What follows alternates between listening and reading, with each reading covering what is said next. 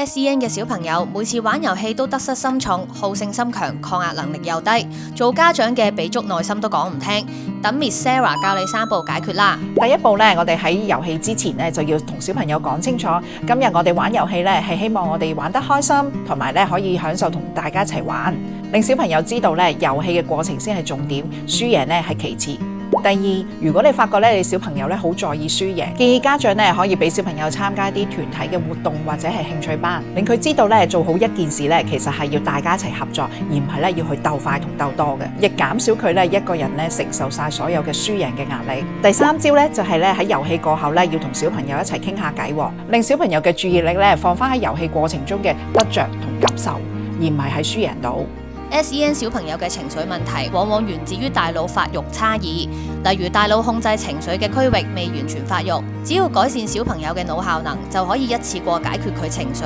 抗壓能力同埋生活上面嘅各種問題。想更加清楚了解小朋友嘅腦部問題，對症下藥，留言加1，等我哋幫你嘅小朋友做一個全面嘅專業諮詢啦。